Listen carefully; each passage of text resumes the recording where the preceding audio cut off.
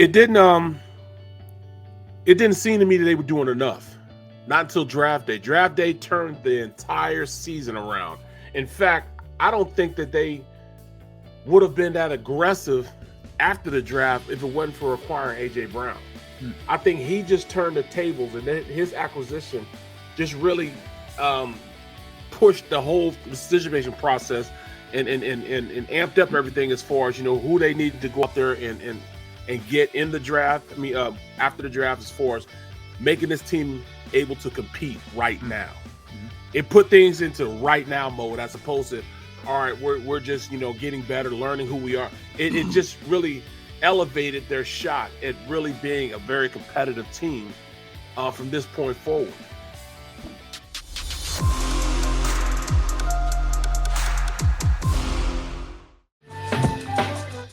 All right, welcome back in, everybody. Sports Take. JAKIB Sports YouTube Network. Rob Ellis, Derek Gunn, Barrett Brooks. Top of the hour, Dave Zangaro from NBC Sports Philadelphia will join us from Eagles OTAs. Talk to Dave about any number of things, but we're going to do a little state of Philadelphia sports, guys. Naturally, we're going to start with the Eagles.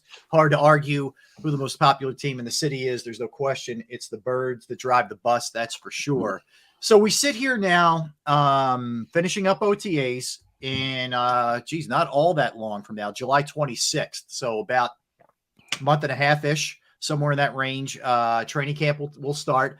And just a reminder too, just the one open practice August 7th at 7:00 at Lincoln Financial Field. So just the one.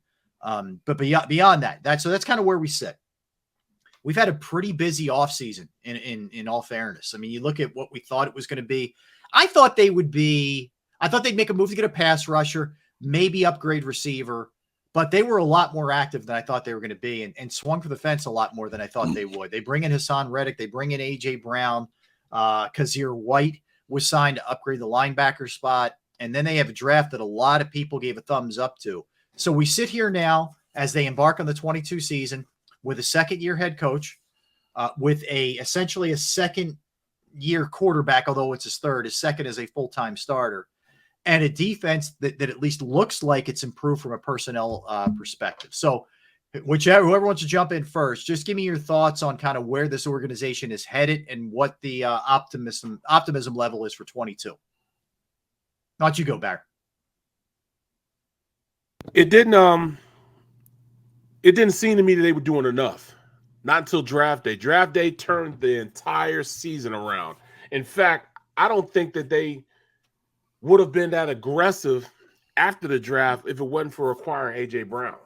I think he just turned the tables, and his acquisition just really pushed the whole decision-making process and amped up everything as far as, who they needed to go out there and get in the draft. I mean, after the draft, as far as making this team able to compete right now. It put things into right now mode as opposed to, all right, we're just, getting better, learning who we are. It just really elevated their shot at really being a very competitive team from this point forward. Just him being there. That's why they went out and got Bradbury. That's why I really think that the whole mindset of how they looked at this whole team this year has changed because of that. I like how aggressive they are. I mean, they really went out and got guys that could help the defensive coordinator. This is his defense. And you could tell that they're trying to make sure he has no excuses not to be successful. They have everything in place that they really need. And I say everything, even at the safety position. I think Epps will be fine at the safety position. So, yeah, I think they're going to compete. They're going to compete. And, for not just the division, but I think it's more so than the division. That'd be you there. When it comes to free agency, I'm not surprised how he was aggressive in free agency. That man could be $200 million over the cap and still find a way to move money around to get what he wants or feels that the team needs at that particular time. The real shocker for me was them making a deal for A.J. Brown. I was confident going into the draft that there was no way they were going to keep 3 first-round picks based on what Howie said prior to the draft when he talked about how if you draft 3 guys in the first round, how many of the 3 are going to get significant enough playing time to where you can thoroughly evaluate them, because all three are going to come up for renewal at some point, And so, you're taking a big risk in that regard, especially if you're drafting three positions that have frontline players in front of them already. But like Barrett said, the trickle-down effect, they go out and get Reddick and Kazir White to shore up the linebacking position in free agency. They get another D tackle. Everybody's talking about, please take a linebacker. Don't be surprised if they take a wide receiver. They shored up the D tackle spot. We should have known better, because the Eagles historically, under Howie Roseman's regime, have always put the interior lines first before anything else, building the offense and defensive lines before anything else, okay? Yep. And when you go out and get a Jordan Davis, it tells me that Javon Hargrave or Fletcher Cox, or maybe both, will not be back in 2023. They're going to get cheaper in that regard, because they're going to have more money to play with and do some things next offseason. But then they get Jordan Davis. They somehow find a way to get Nakobe Dean as well in this draft. And then they get Bradbury a lot sooner than I thought they would. I've gone on record saying I thought Howie would wait and look at the waiver wires after the training camp was over and pick off a veteran corner to play opposite Darius Slay. And they felt, obviously making the move to get Bradbury, they felt that they can contend right now. So three entities now have no excuses for not succeeding. Your quarterback, Jalen Hurts, has a proven pass catcher to go along with one of the top tight ends in Dallas Goedert, a first-round pick in Devontae Smith, and a plethora of backs. He can throw the ball in the backfield. Your head coach, Nick Sirianni, has no excuses now. He has a lot of toys he can play with and play games with on that offense. And your defensive coordinator no longer has any excuses. You got stronger in the trenches, and not just by drafting Jordan Davis, but also Milton Williams is coming off a pretty good year for a rookie. Mm-hmm. So he's going to be counted on. You got a stand-up edge guy in Reddick now to go back, along with a Brandon Graham coming back, Josh Sweat, Derek Penalty Barnett. I prefer personal foul, but yeah, okay, I got you. And then you have two frontline cornerbacks now, okay? So you have no excuse for not improving your defense. So on paper, Howie Roseman has given those three entities everything they need. And when you couple in the fact it's a very favorable schedule, he has given those three entities everything they need to succeed. So there should be no excuses for not winning more games than you lose in 2022, and for your defense being at least a top 12 defense in the National Football League, at least top 15 in quarterback sacks this year. Yeah, look, I'm with you. Like I'm very pleasantly surprised they didn't do a full-blown wait and see based off of Jalen Hurts. They basically said, you know what, we're going to do everything in our power on both sides of the ball to have the best team possible. And I thought there was aggressiveness, smart aggressiveness. They didn't reach for a quarterback in the draft, which I was thrilled about. And they rolled with him, but they tried to give him as many weapons as possible. I think you can't ask for a better setup for Jalen Hurts. A really good offensive line, a really good running game, two wideouts that are legit, a really good tight end. Like, it's all there for him. And it's all there for Jonathan Gannon, as you guys said. I mean, you have a really strong now, I think, interior defensive line. You have the most proficient pass rusher in terms of getting to the quarterback of anybody the last 2 years. I mean, Hassan Reddick has 23.5 sacks. Kazir White's an underrated signing. Bradbury's an underrated move, I think.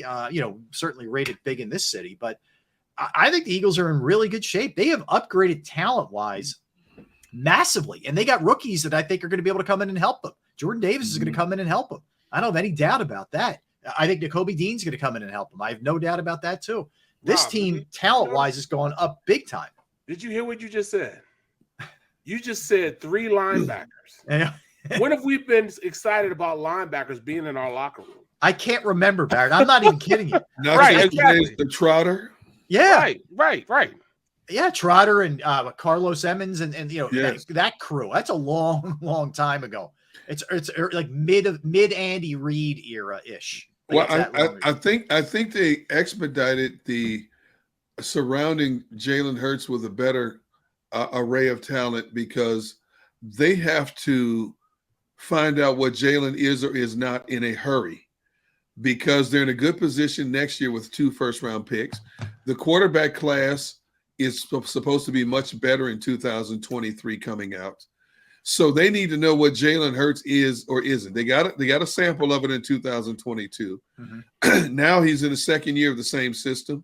Now you have a proven 1,000-yard receiver to go along with your first-round draft pick, tight end, so on and so forth. They need to know what Jalen Hurts is right now. Well, you know, I think we're past that knowing what Jalen Hurts is. I think that they know. Well, they know that they can win with him. See, they know that they can win with him. Okay, and that's the biggest thing. You know, you can win with Jalen Hurts because Jalen Hurts gives you the autonomy to do a lot of good, different things. Do you know? Okay, I'll put it like this then. Are you confident that you can win with Jalen Hurts, or are you confident that you can win in spite of Jalen Hurts? There are quarterbacks who have been starting quarterbacks. Teams have won in spite of the quarterback play. Not to say the quarterback sucked or anything like that, but the quarterback was just average. He was good at managing a game. I don't consider Jimmy Garoppolo a great quarterback. He's a manager of a game. But the 49ers built that team the way they constructed that team is successful, I think, despite Jimmy Garoppolo, in spite of Jimmy Garoppolo. I don't want to put Jalen Hurts in that category yet because he's going into his second year of Nick Sirianni's system. I'm not saying Jalen Hurts is a bad quarterback, not by no stretch of the imagination. And Barrett, I'm on board with you. I want to see Jalen Hurts succeed just to prove a lot of people wrong. But as I sit here right now, I'm not confident that they can win because of Jalen Hurts. You see what I'm saying? Well, I think what you need to find out is, does he top out as a Ryan Tannehill Garoppolo type? Is that where the ceiling is? Which is a playoff quarterback, right? Yes. Or is it next level? He has the ability to look. A lot of things have to go right to win a Super Bowl. It's not all on the quarterback, and that drives me crazy when everybody just lays it at the feet of the quarterback. There's a lot of others. You got to be able to stop the other team, and there's a lot of stuff that has to happen. But you need to figure out whether or not he's that or he's the next level, because there's the elite tier, and then there's the Garoppolo, Tannehill. You could throw 3-4 other guys in that next tier. Would you say Kirk Cousins? Kirk Cousins in that? I would say he's in that tier. I would put it in that also. 100%. But Rob, okay, look at what you just said. I said Garoppolo, you added Tannehill. What are the common denominators there? Look at the way the teams around them were built. Yep. Okay. Tennessee had a rugged defense, rugged offensive line, one of the most powerful backs ever to play in the history of pro football. They had a great receiving crew. All Tannehill had to do was manage the game.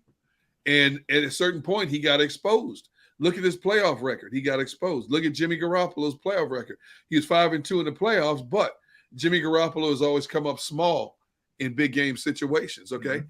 It's always been attributed to something else. The defense making plays, a Deebo Samuels and A.J. Brown making the plays for them, okay? We can't say that and I don't want to use Tom Brady and Aaron Rodgers because those are exceptions to the rules. Yeah.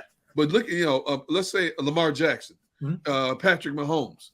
Those dudes are creators that enhance their game, okay? They had all these intangibles that enhanced their games and make them what they were. Great athletes, strong arms, but they had a wow factor about them. They did things that we don't see from everyday quarterback play. The way they're able to escape, throw underarm, flipping the ball here. You know what I'm saying? Throw the ball over their heads, that kind of stuff. And then more off-schedule stuff. Off-schedule stuff. Perfect. Right. Perfect word. Yeah. Right there. Yeah, and again, I'm very much in the, and I know it drives people crazy because we're in a hot take society, man. You got to have an answer. I am very much in the, let me see what this guy has. There you go. Let's see it. Now you've given him the proper weapons. Well, we're not going to be sitting here next year. You, the three of us aren't going to be sitting here. Let's say it's March. Okay. It's the second week of March. I don't think the three of us are going to be sitting here saying, I don't know about Jalen Hurts. I don't know. He didn't have the weapons. I don't, Nick Sirianni first year. I don't know. I don't knows are out the window. Like, we're going to at least definitively know one way or the other to either dig in, extend him, or cut bait. And see, that's why I don't disagree with Barrett. I'm not saying that he can't take his game to the next level, that he can't win games, that he can't be a clutch quarterback. But as I sit here right now, for me, it's still a wait and see. Yep. It's a wait and see issue because he's only had that 1 year in Sirianni's system. How will Sirianni streamline his playbook even more so to cater to Jalen Hurts' strengths. How much of what Jalen has done in this offseason, training with these quarterback gurus in California, studying the playbook, doing extra film sessions, how much will that translate to him being on the football field? We don't know yet. I don't know. It's June right now.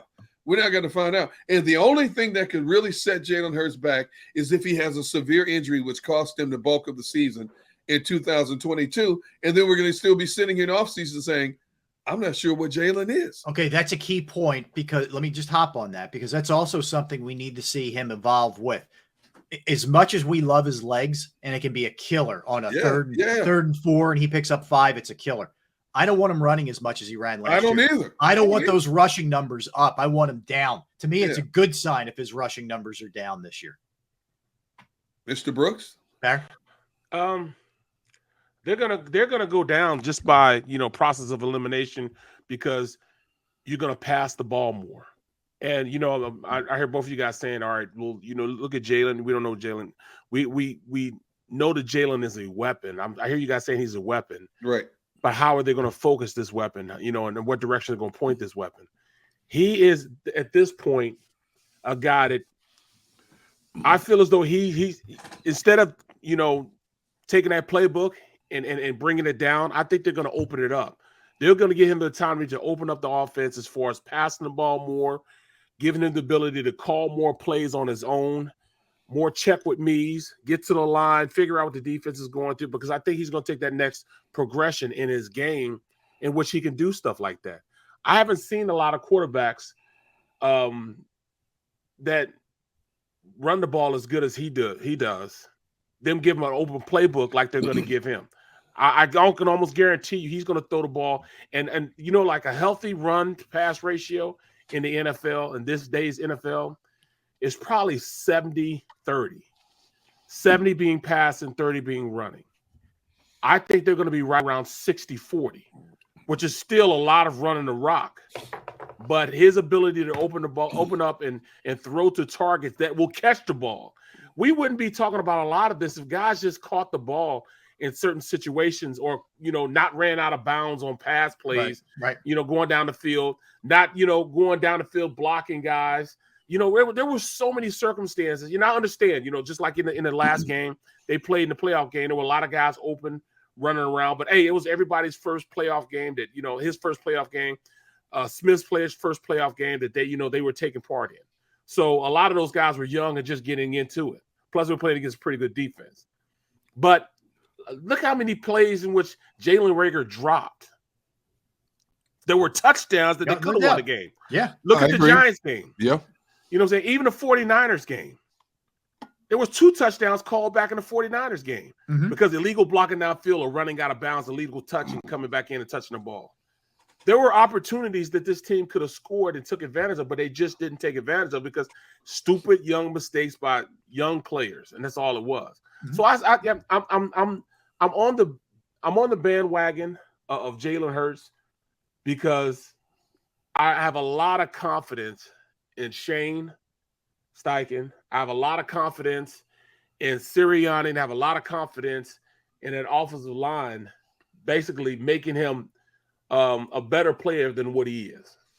I agree with everything you're saying. My concern is him.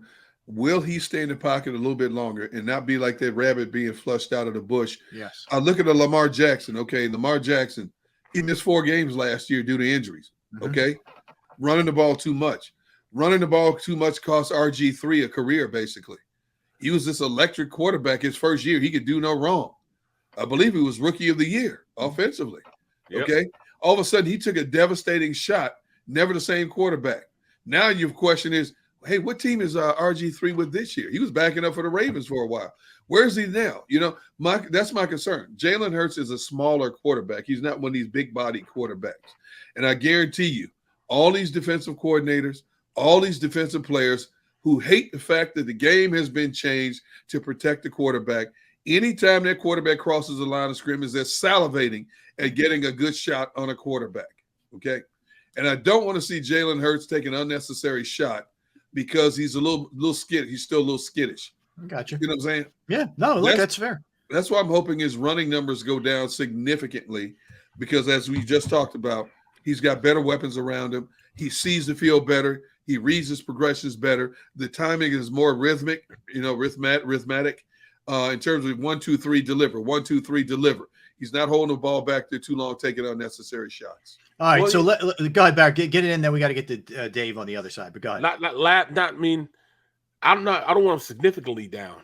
I still want him to be that threat. No, same. I'm not saying I don't want him to be a statue, man. Don't get me wrong. I just don't. I don't want him putting himself in harm's way as much as he has. And look, I'll give him credit. He's pretty good with avoiding a nasty hit. I'll give him that. He's got that ability, but it's going to catch up to anybody, even the best ones. These guys are hunters out there, man. RG3, that's right, man. Yep, it catches up to you eventually. They are straight up hunters. All right, that was good. So listen, we only got to the Eagles, but we'll ride that mojo right into Dave. A little bit later, we'll dig into the Sixers, Phillies, and Flyers in terms of state of Philadelphia sports. We'll do that a little bit later. Don't go anywhere. All right, we'll come back. Dave Zangaro is going to join us from NovaCare Complex. Eagles OTAs continue. We'll talk to Dave. He's Derek Gunn. He's Barrett Brooks. I am Rob Ellis. We are Sports Take, JAKIB Sports YouTube Network on this Tuesday. All right, first off, I tell you every single day about Jim Murray and what an unbelievable job he does with my finances and what a great job he could do with yours. But first, I give you a little shout out to Jim. Jim became a grandfather today. Yes, so congratulations to Jim, his daughter Erin, and of course, little baby Jared. JJ came into the world this morning. So congratulations to the Murrays. But back to my point. You don't really know, at least if you're like me, you're not sure exactly, if you're not a financial expert, what to do with your finances and what direction to go and how to save and how to invest. I can tell you from personal experience, the guy that I trust is the person I just mentioned, Jim Murray with Principal Financial Group, whether it's retirement planning, 401k review, insurance review, you got a small business and you're looking to help set up your employee benefits. It's another resource that Jim can help you with. I've entrusted my IRA, my 401k rollover with Jim, and I couldn't be any happier, and you will be too, trust me. And if you have any consultation questions that you have, he will help you with that as well, and he'll set you up the best way possible for you and your family. Give him a call, 610-996-4751, 610-996-4751, and you can also reach out to him via email at Murray, MURRAY.Jim@principal.com.